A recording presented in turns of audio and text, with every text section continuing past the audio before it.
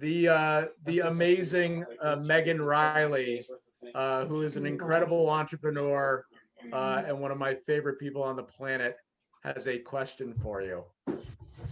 Megan, take it away.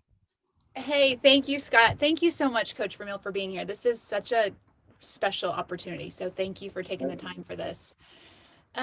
I understand coaching is a way of life, and it's a way of life. You know, it's not just a job, and it's true for your family too. I'm just curious how you approached family life with your career, and then also how you weaved that in for the people that worked with you too.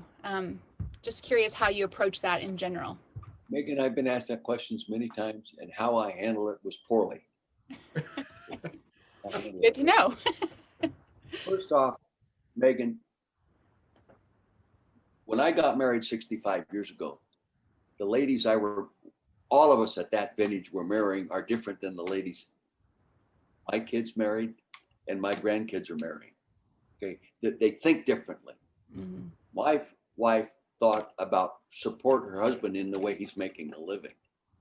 And all through high school, junior college, and college in the NFL, Carol was an integral part of my process, our process. She knew every player. And the older the players got, the more she was involved, really. But if it was coaching my high school football team or swimming team, junior college, kids we'd bring them home and feed them at the house when we didn't think they were eating real good at UCLA. You know, in the old days, they didn't have a year-round training tape.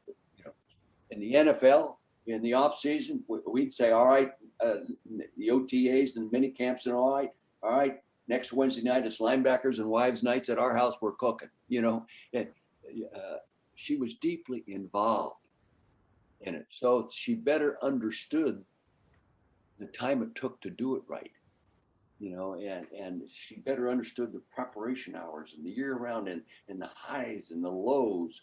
And, you know, I've had a number of players, and I'm not bragging when I say this, Megan, because I'm talking about my wife, say to me, Coach, you know, I sure hope I can develop the same relationship with my wife that you have in yours in my future marriage, because you can see that she's intricately involved in the whole process of you being a head football coach. Today, women have careers beyond what and they, you know, they really don't share the one experience of the husband bringing in the income and what he does for a living and how long he stays at a job and all these kinds of things, because they have their own interests and they leave at 8 o'clock in the morning, go to work, come home 5 o'clock, you know.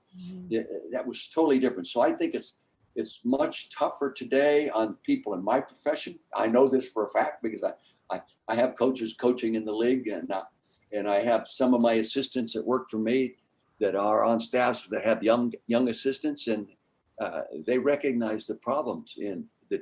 You know, I'm not saying it's wrong; it's just different, and you can understand that as well as anybody.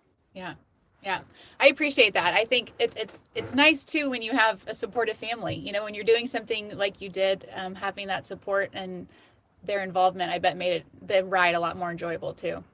Yeah, you know, and I think at the end, I think my sons were almost glad I wasn't coaching anymore, because they would be so uptight every weekend, especially when I was in Kansas City. They're here in Pennsylvania. It would ruin their weekends if we lost. It'd ruin their whole week, you know, because they're so emotionally involved in this one occupation, football coaching, you know, and but I'll tell you this, the highs are wonderful.